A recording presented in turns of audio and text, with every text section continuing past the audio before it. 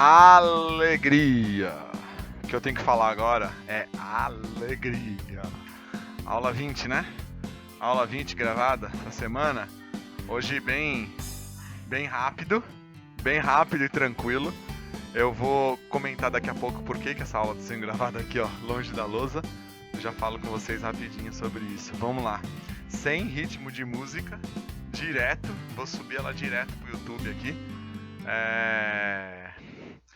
Bom dia, boa tarde, boa noite, boa madrugada, segundo A e segundo B.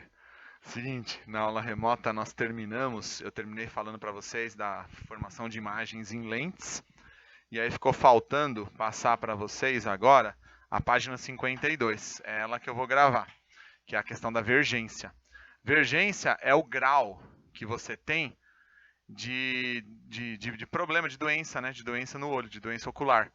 Então, quando você vai até o oftalmologista e ele faz o exame e fala, você vai ter que usar 2 graus não sei do que, você vai ter que usar 3 graus não sei do que. Na verdade, ele está calculando qual é a correção, a vergência que a lente ocular vai precisar fazer para que a imagem se forme corretamente. Como que ele faz essa conta, né, automaticamente? Vergência de um olho, para saber qual é o grau que você tem, você faz 1 sobre distância focal. E aí a gente vai ver a configuração do olho aqui um pouquinho mais para baixo, para você entender isso melhor. A vergência, ela é sempre dada na unidade de medida de dioptrias, tá bom? Tem uma equação aí de fabricação de lente, que a gente não precisa, isso não aparece em lugar nenhum. Está colocada aí só mais por curiosidade para vocês. E embaixo tem a questão do olho, então prestem atenção no olho.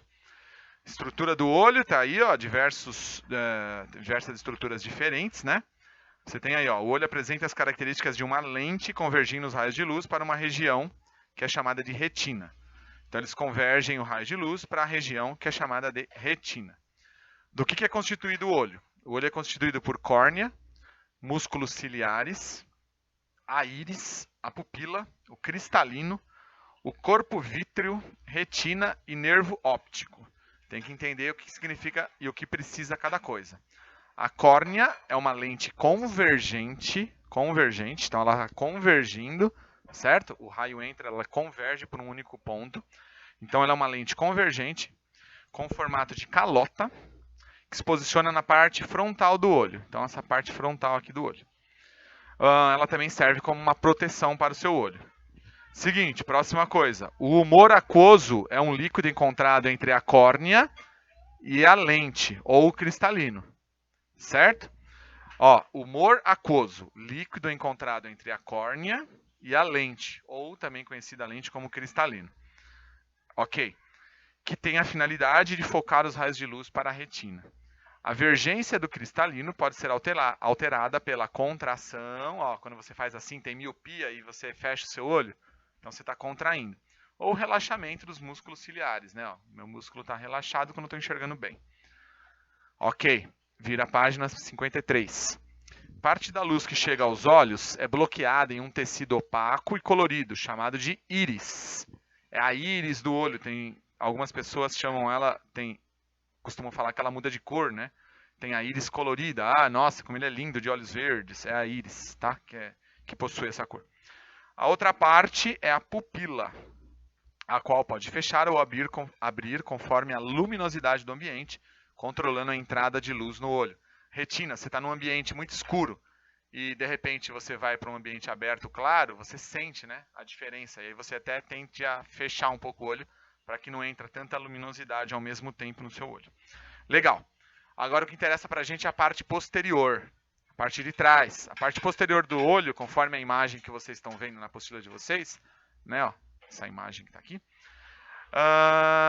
ela é proveniente do ambiente e ela é projetada na retina, que são células sensíveis à luz.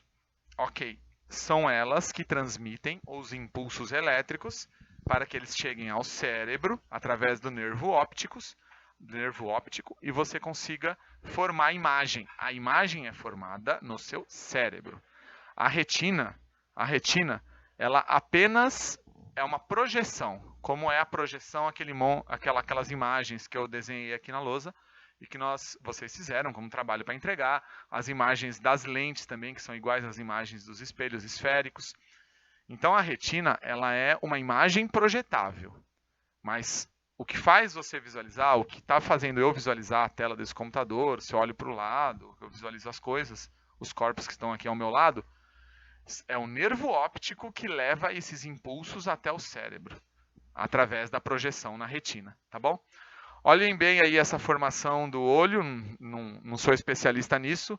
Se alguém tiver alguma dúvida mais específica, é professor Marcelo, isso é biologia, não é muito comigo, tá bom? Eu quero que vocês também prestem atenção na imagem que está do lado direito, onde ele fala assim, ó, a córnea e o cristalino convergem os raios de luz que devem formar a imagem exatamente sobre a retina. Essa imagem é formada sobre a retina invertida, né? Vocês estão vendo? Por isso que falam que nós vemos o mundo ao contrário. Vocês já devem ter ouvido isso em algum lugar. Tudo que nós vemos está ao contrário do que realmente ele está na realidade. Beleza. Então aí você tem o mundo do trabalho, oftalmologista, e virem a página. Vamos para doenças do olho. Doenças no olho.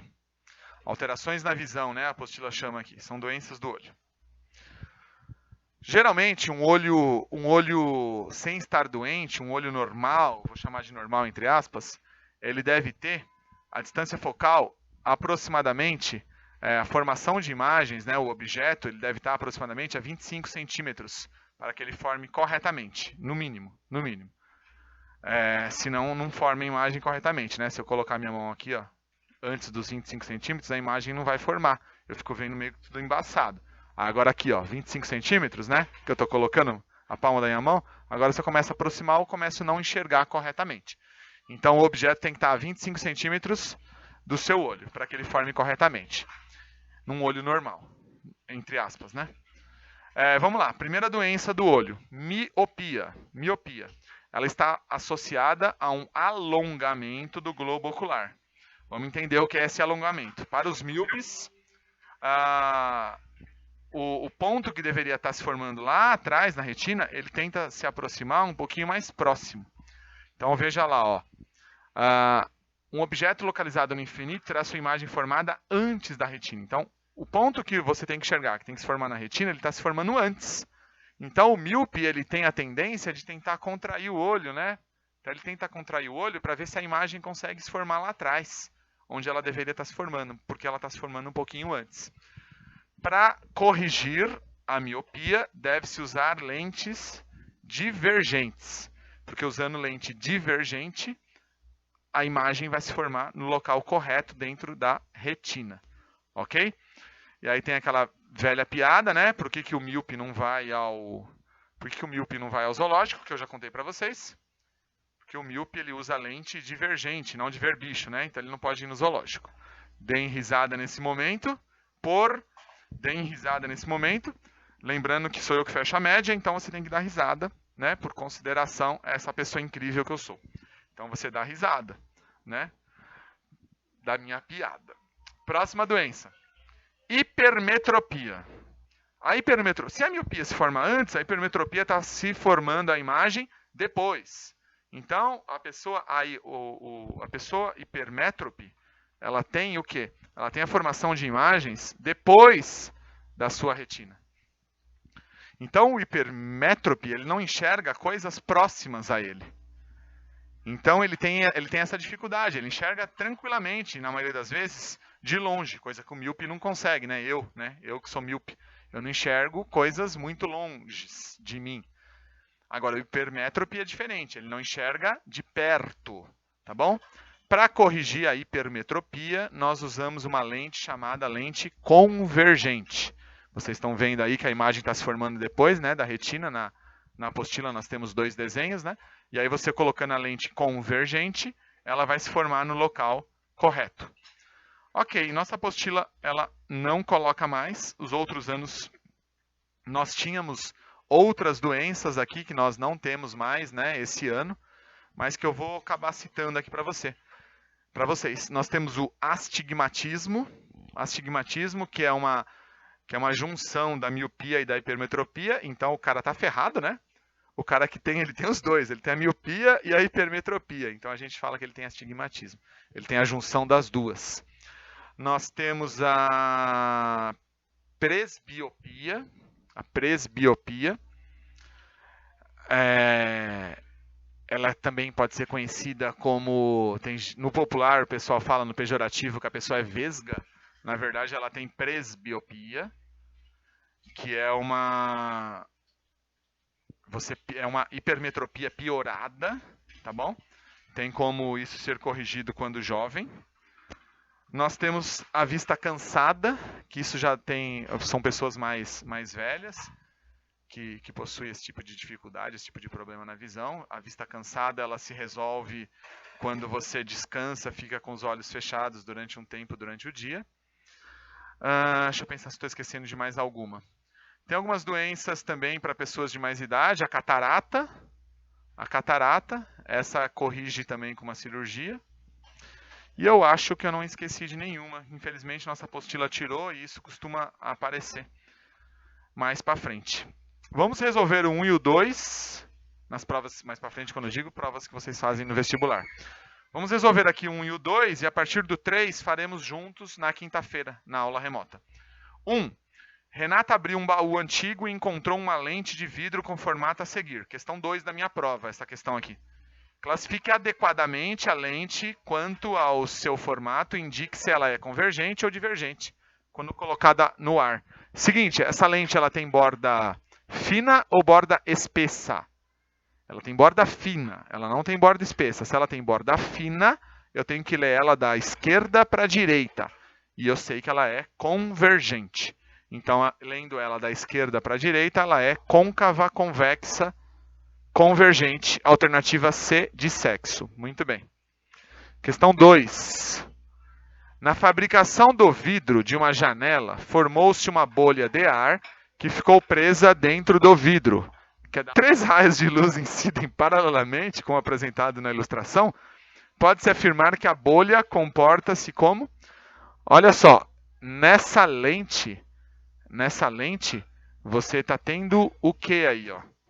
Essa lente, ela é de borda fina ou de borda espessa? Ela é de borda espessa.